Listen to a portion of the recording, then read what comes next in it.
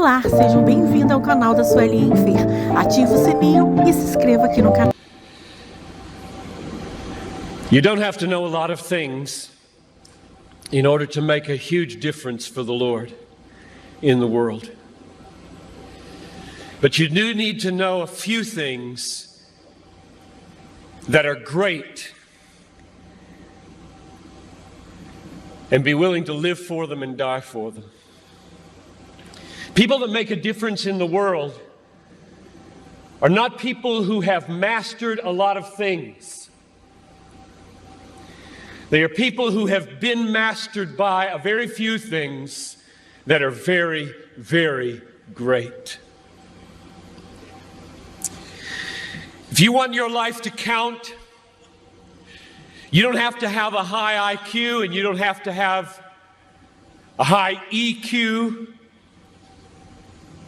You don't have to be smart. You don't have to have good looks. You don't have to be from a good family or from a good school.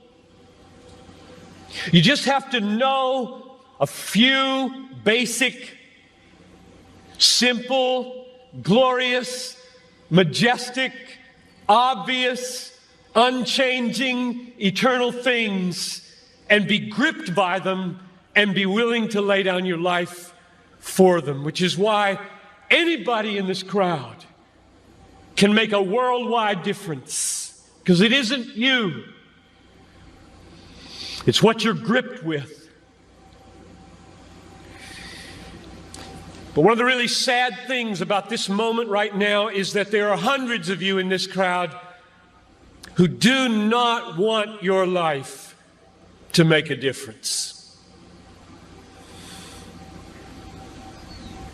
All you want is to be liked. Maybe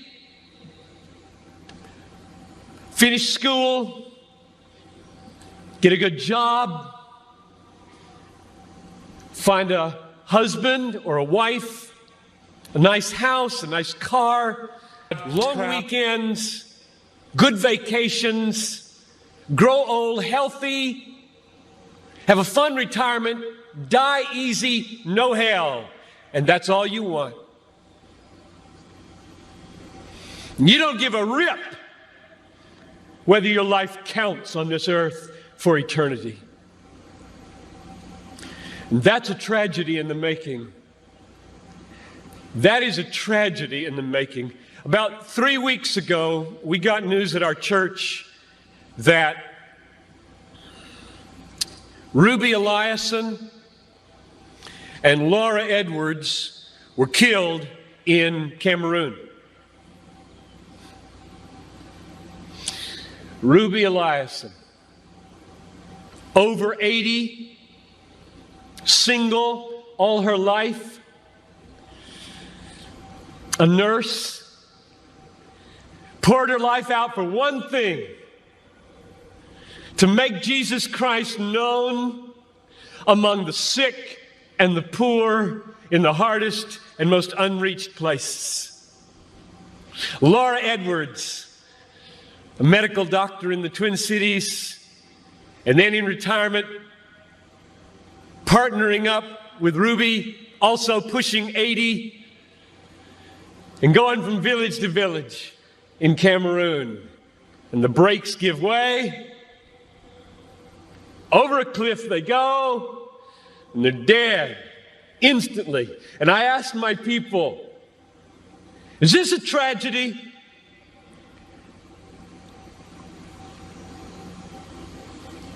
Two women in their 80s, almost, a whole life devoted to one idea: Jesus Christ magnified among the poor and the sick, in the hardest places. And 20 years after most of their American counterparts had begun to throw their lives away on trivialities in Florida and New Mexico, fly into eternity with a death in a moment. Is this a tragedy, I asked? It is not a tragedy. I'll read you what a tragedy is. I've got a little article here from Reader's Digest. You don't read Reader's Digest, I know that. But there is a generation who does. This is a tragedy. Title of the article, Start Now, Retire Early. February 1998. Bob and Penny took early retirement from their jobs in the Northeast 5 years ago when he was 59 and she was 51. Now they live in Punta Gorda, Florida, where they cruise on their 30-foot trawler, play softball, and collect shells. That's a tragedy. That's a tragedy. And there are people in this country that are spending billions of dollars to get you to buy it. And I get 40 minutes to plead with you, don't buy it. With all my heart, I plead with you, don't buy that dream. The American dream. A nice house, a nice car, a nice job, a nice family, a nice retirement, collecting shells. As the last chapter before you stand before the Creator of the universe to give an account with what you did. Here it is, Lord, my shell collection. Look, Lord, my shell collection. And I've got a good swing. And look at my boat. God, look at my boat, God. Well, not for Ruby and not for Laura. Don't waste your life. Don't waste it.